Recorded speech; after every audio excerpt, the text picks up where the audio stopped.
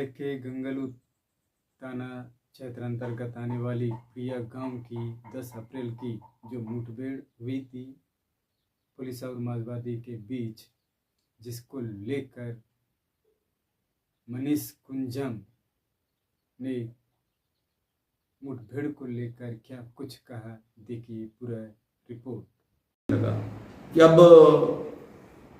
काफ़ी हद तक पुलिस को फ्री हैंड कर दिया गया है। आप लोग समझ रहे हैं ना, फ्री हैंड कर दिया गया है। और पुलिस और इस फ्री हैंड में जो कार्रवाई करना है उसके लिए वो पूरी तरह सिलेंडर नक्सलाइट पर निर्भर होगी। और सिलेंडर नक्सलाइट जो है वो लोग अगर दिन को रात बोलेंगे तो पुलिस रात ही बोलेगी, सफ़ेद को काला बोलेंगे तो काला बोलेंगे वो लोग तो पुलिस काला ही मानेगी। इस तरीके की स्थितियाँ हैं और ये पुलिस पूरी तरह सिलेंडर नक्सलाइटों पर आश्रित होकर के ये सब कार्रवाई कर रही है। और ये सिलेंडर नक्सलाइट क्या है, हो सकता है कि उस इलाके में, उन्हीं इलाकों में ये लोग काम कर रहे हैं जहाँ ये लोग पहले काम करते रहे। हो सकता है किसी के साथ कोई दुश्मनी रहा हो या कोई भेदभाव रहा हो, आपसे दुश्मनी भी निकाल रहे हो, ये भी कारण हो सकता है।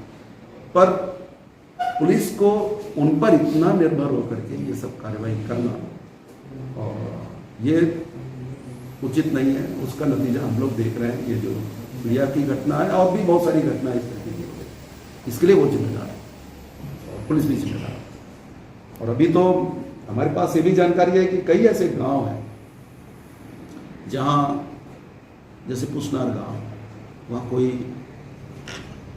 जवान लड़के नहीं, एक आध कोई पुरुष भी है तो एक अधेड़ उम्र का या वृद्ध, बाकी सारे जवान या तो जेल गए हैं या तो कहीं खत्म हो गए हैं या तो कहीं पलायन कर गए।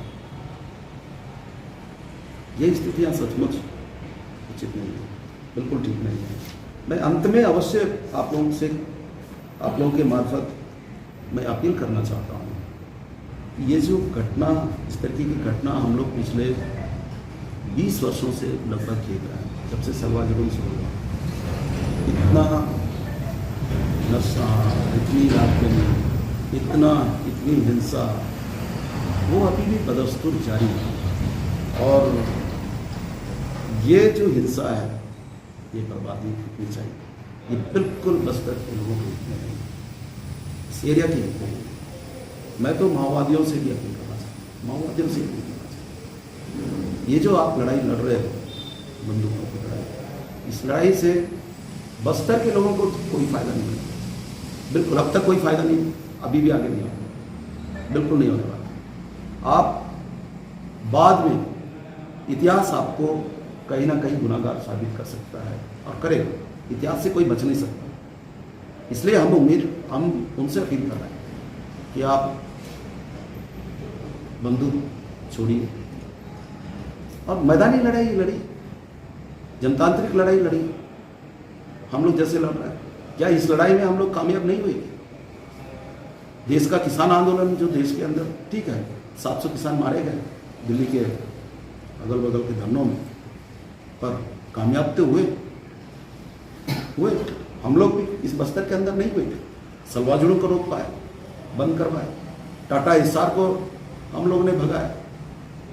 तो ये जनता का एकजुट होकर के जो प्रजातांत्रिक आंदोलन है, जनवादी आंदोलन है, इससे भी लड़ाई जीता जा सकता है।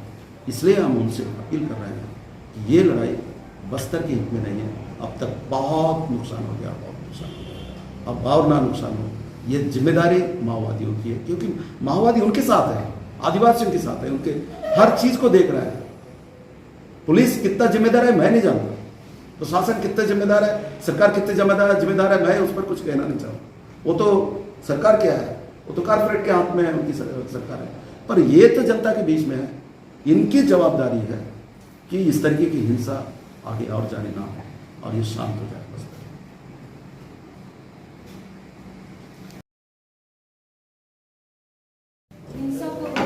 किस तरह की कदम उठाएंगे? देखिए, हमारे कदम का तो बहुत औचित्य नहीं है पुष्पा, जब तक सरकार इस मामले में पॉजिटिव ना हो। हम तो आप लोगों के सामने बहुत जिम्मेदारी के साथ कह रहे हैं, अगर सरकार हिंसा को समाप्त करने के लिए, इस इलाके में शांति के लिए वो अगर किसी तरह का पहल करती है तो हम उस पहल में हम अवश्य कोई ना कोई भूमिका अदा करने के लिए तैयार हैं। सर, इस मुठभेड़ में एक स्कूली छात्र भी मारे जाने की जो ग्रामीण बता रहे हैं, जो कि बासागुड़ा में हाँ, वो उनके परिजन हमारे पास नहीं आए, इसलिए मैं उनके बारे में ज़्यादा जिक्र नहीं करूँगा। चूँकि उनको देख करके उन इलाकों में लोग अमूमन भागते हैं, वैसे भागना नहीं चाहिए। हम लोग ये बात कर आए, समझा करके आए। तो कुछ लोग ये भी सवाल कर रहे थे कि नहीं, भागने से घर के अंदर रहने से भी कोई घर निकाल करके मार ही देते हैं, तो फिर हम क्या करें। तो लोग भागे और वो उधर दक्षिण के हिस्से में भागे, वहाँ एक पहाड़ है और वहाँ ये लोग सोचे कि यहाँ सुरक्षित है, तो उस तरफ भी फोर्स थे और वहीं घेर करके इन सबको मार डाला। और उसमें 3 लोग तो एक पेड़ पर चढ़ गए थे, वहीं पेड़ पर ही उनको मार डाला। और एक जो आप लोगों को क्या बताएं, जो अवलम छन्नू बोल के एक व्यक्ति जिसकी हत्या हुई है, वो गूंगा, मतलब बोल नहीं सकता, किसको बोलते हैं, क्या बोलते हैं, गूंगा। गूंगा।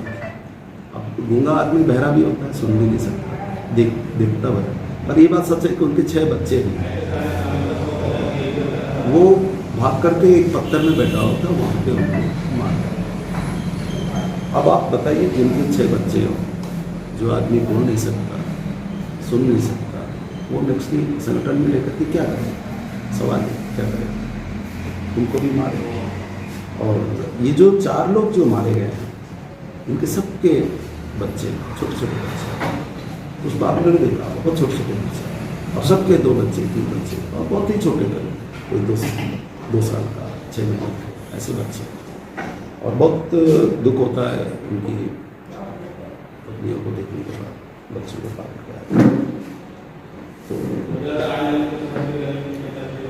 अब कई लोग, अब क्या बताएं, जो लोग पेड़ पर चढ़े थे, जो लोग चश्मदीद हैं, वो लोग कह रहे थे कि हमको मत मारो, तो पेड़ पर से क्या हमको मत मारो, फिर भी उन पर गोली चला करके मारा। और जो लोग थे